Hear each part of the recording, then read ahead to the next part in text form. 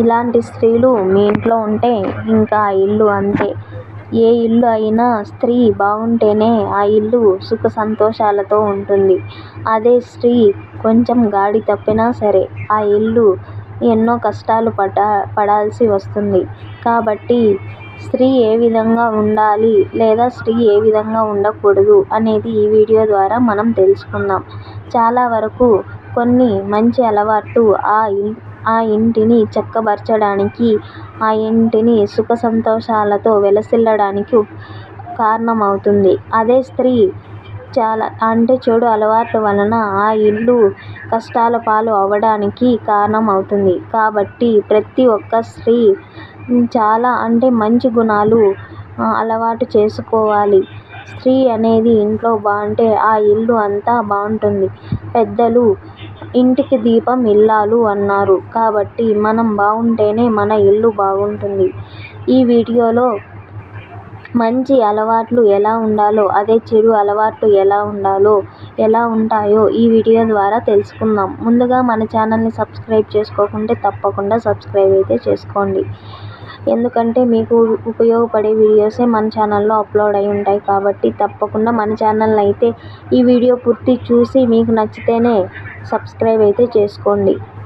ఇప్పుడు స్త్రీకి ఉండవలసిన లక్షణాలు ఏవో ఇప్పుడు ఈ వీడియో ద్వారా తెలుసుకుందాం. ముందుగా సూర్యోదయం మరియు సూర్యాస్తమయం సమయంలో స్త్రీ ఎప్పుడూ పడుకోకూడదు. లక్ష్మీదేవి ఆ సమయంలో మన ఇంటిలోకి వచ్చే సమయం.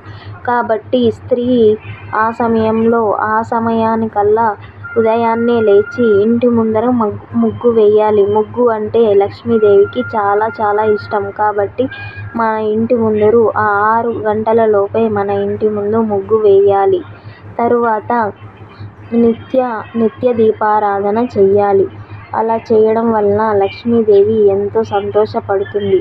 కాబట్టి మీరు మీ ఇంట్లో ప్రతిరోజు నిత్య దీపారాధన చెయ్యండి. మీరు ఆ 3 రోజులు మీరు దీపం పెట్టకున్నా మీ భర్త పెట్టినా సరే, భర్తలు పెడితే ఇంకా లక్ష్మీదేవి సంతోషపడుతుంది. మగవారు ఇంట్లో దీపం పెట్టినప్పుడు లక్ష్మీదేవి చాలా సంతోషపడుతుంది.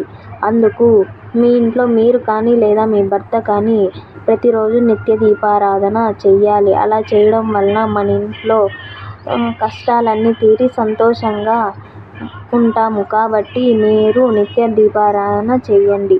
తరువాతది మీరు వంటగది మీరు కాలకృత్యాలు తీర్చుకొని స్నానం చేసిన తర్వాత లేదా శుభ్రంగా మొహం కడుక్కున్న తర్వాత మాత్రమే మీరు స్టవ్ అంటించండి. ఎందుకంటే స్టవ్ అగ్ని అనేది దేవునితో సమానం. ప్రతిరోజు పాలు పొంగించడంతో మొదలుపెట్టి పడుకునే వరకు ప్రతి పని మనం చేస్తూనే ఉంటాం. అప్పుడు మనం శుభ్రంగా ఉండి చేస్తే లక్ష్మీదేవి వెంటనే మన ఇంట్లోకి వచ్చి చేరుతుంది. అలా చేయకుండా మనం మొహం కడుక్కోకుండా స్నానం చేయకుండా పొయ్యిని వెలిగిస్తే దరిద్ర దేవత మన ఇంట్లోకి వచ్చి చేరుతుంది.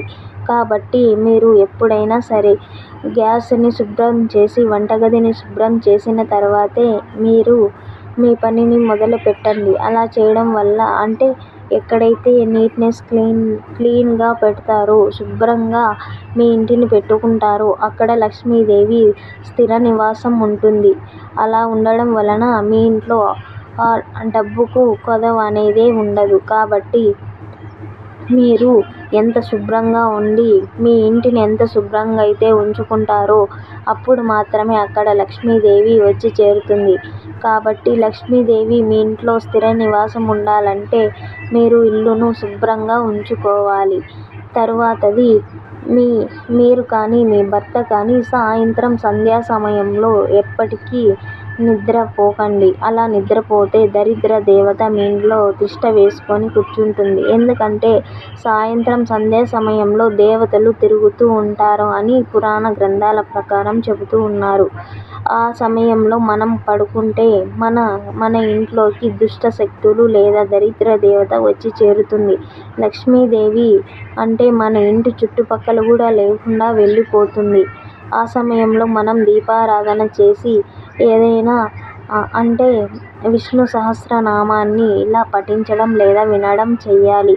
అలా చేయడం వల్ల అంటే లక్ష్మీదేవి భర్త అయిన విష్ణువు నామం తలుచుకోవడం వలన ఆ లక్ష్మీదేవికి ఎంతో ఆనంద చేసిన వాళ్ళం అవుతాం. కాబట్టి లక్ష్మీదేవి మనల్ని సంతోషంగా ఉంచేలా చేస్తుంది. డబ్బుకు కొదవ లేకుండా మన ఇంటిలో ఏ కష్టాలు కన్నీళ్లు లేకుండా సంతోషంగా ఉంటుంది. స్త్రీ అంటే ఇంట్లో లక్ష్మీదేవిగా భావిస్తూ ఉంటారు. అలాంటి స్త్రీ ఇంట్లో ఎప్పుడూ గాజులు బొట్టు పెళ్లైన స్త్రీ అయితే గాజులు బొట్టు లేకుండా ఉండకూడదు. ఎప్పుడూ మొహంకి బొట్టు కుంకుమ ధరించి గాజులు చేతి నిండా వేసుకొని ఆ ఇంట్లో తిరుగుతూ ఉండాలి. అలా తిరగడం వలన లక్ష్మీదేవి తిరుగుతున్నట్టు, లక్ష్మీదేవి కళ ఉట్టిపడుతున్నట్టు ఉంటుంది. కాబట్టి లక్ష్మీదేవి స్వరూపమైన స్త్రీ ఇలా మంచి అలవాట్లు ఇవన్నీ ఉంటే ఆ ఇంటికి సుఖ సంతోషాలతో వెలసిల్లుతూ ఉంటుంది. ఈ వీడియో మీకు నచ్చితే తప్పకుండా లైక్ చేయండి.